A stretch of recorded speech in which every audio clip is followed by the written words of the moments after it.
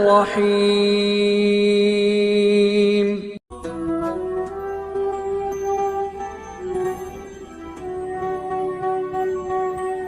یہ ایک حقیقت ہے کہ نبی اور امام ہر صلاحیتوں سے بھرپور ہوتے ہیں۔ اسی طرح حضرت امام موسیٰ کاظم علیہ السلام بھی امامت کے تمام صلاحیتوں سے بھرپور تھے۔ حضرت امام موسیٰ کاظم علیہ السلام کی عمر ابھی صرف 3 سال کی تھی کہ ایک شخص جس کا نام صفوان تھا حضرت امام جعفر صادق علیہ السلام کی خدمت میں حاضر ہو کر عرض کرنے لگا، اے میرے مولا، آپ کے بعد امامت کے فرائض کون ادا کرے گا؟ امام جعفر صادق علیہ السلام نے فرمایا، اے صفوان، تم اسی جگہ بیٹھو اور دیکھتے جاؤ کہ میرا کون سا فرزند میرے گھر سے نکلتا ہے جس کی ہر بات معرفت خداوندی سے بھرپور ہوگی اور وہ عام بچوں کی طرح لہو و لعاب نہ کرتا ہوگا۔ سمجھ لینا کہ اعنان امامت اسی کے لیے سزاوار ہے۔ اتنے میں حضرت امام موسیٰ کاظم علیہ السلام اپنے ہاتھوں میں بکری کا بچہ لیے ہوئے گھر سے برآمد ہوئے اور باہر آ کر فرمانے لگے کہ اپنے خدا کو سجدہ کر۔ امام کا حکم سنتے ہی بکری کا بچہ سجدے میں گر گیا۔ یہ دیکھ کر حضرت امام جعفر صادق علیہ السلام اپنی جگہ سے اٹھے اور امام موسیٰ کاظم علیہ السلام کو سینے سے لگایا۔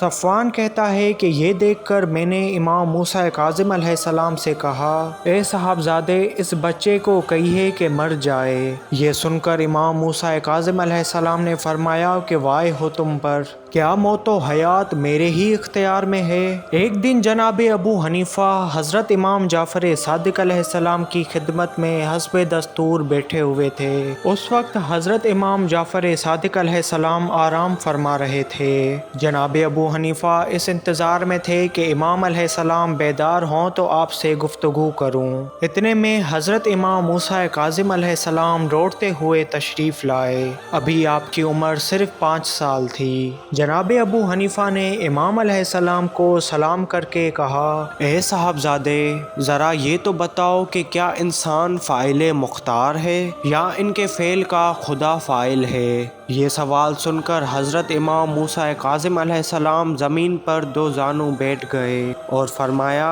سنو، بندوں کے افعال 3 حالتوں سے خالی نہیں ہیں۔ یا تو ان کے افعال کا فاعل صرف خدا ہے یا صرف بندہ ہے، یا تو خدا اور بندہ دونوں کی شرکت سے افعال واقع ہوتے ہیں۔ اگر پہلی صورت ہے یعنی انسانوں کے فعل کا فاعل صرف خدا ہے تو خدا کو بندوں پر عذاب کا کوئی حق نہیں۔ اگر تیسری صورت ہے یعنی خدا اور بندے دونوں فاعل ہیں تو یہ بھی انصاف کے خلاف ہے کہ خدا بندے کو سزا دے اور اپنے آپ کو بچا لے۔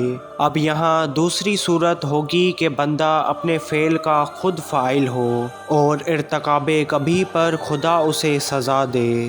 جناب ابو حنیفہ کہتے ہیں کہ میں نے امام موسیٰ کاظم علیہ السلام کو اس حالت میں نماز پڑھتے ہوئے دیکھا ہے کہ لوگ ان کے سامنے سے برابر گزر رہے ہیں۔ میں نے فوراً آپ کے والد حضرت امام جعفر صادق علیہ السلام سے عرض کیا کہ آپ کے صاحبزادے موسیٰ نماز پڑھ رہے تھے اور لوگ ان کے سامنے سے گزر رہے تھے۔ حضرت امام جعفر صادق علیہ السلام نے امام موسیٰ کاظم علیہ السلام کو بلا کر فرمایا، بیٹا، ابو حنیفہ کا کہنا ہے کہ تم نماز پڑھ رہے ہو اور لوگ تمہارے سامنے سے گزر رہے تھے۔ امام علیہ السلام نے فرمایا، بابا جان، لوگوں کے گزرنے سے نماز پر کیا اثر پڑتا ہے؟ وہ ہمارے اور خدا کے درمیان حائل تو نہیں ہوتے، کیونکہ وہ تو رگے جاں سے بھی زیادہ قریب ہے۔ یہ سن کر مولا امام جعفر صادق علیہ السلام نے امام کاظم علیہ السلام کو گلے لگایا اور فرمایا، میرے اس بچے کو اسرار شریعت عطا ہو چکے ہیں۔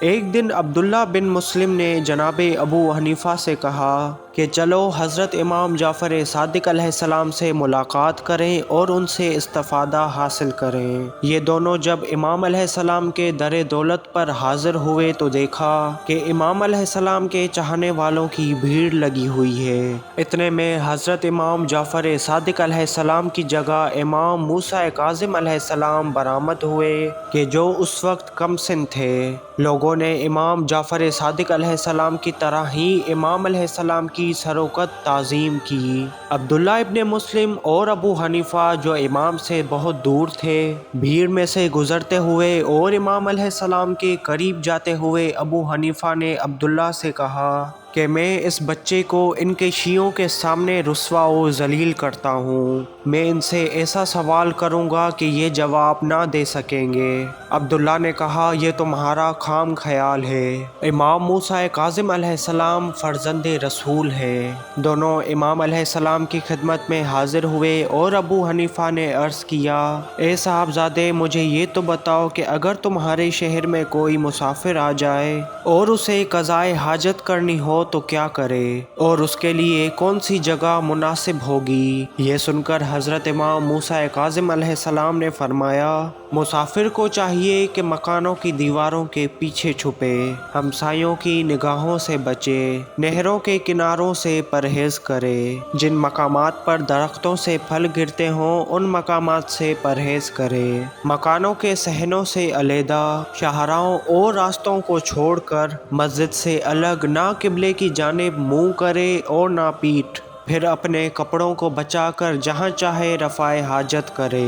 یہ جوابات سن کر جناب ابو حنیفہ حیران رہ گئے اور عبداللہ بن مسلم نے کہا کہ میں نہ کہتا تھا کہ یہ فرزند رسول ہیں، انہیں بچپنے سے ہی ہر قسم کا علم ہوا کرتا ہے۔ ایک دن مولا امام جعفر صادق علیہ السلام اپنے مکان میں تشریف فرما تھے اور آپ کے نور نظر حضرت امام موسیٰ کاظم علیہ السلام کہیں باہر سے تشریف لائے۔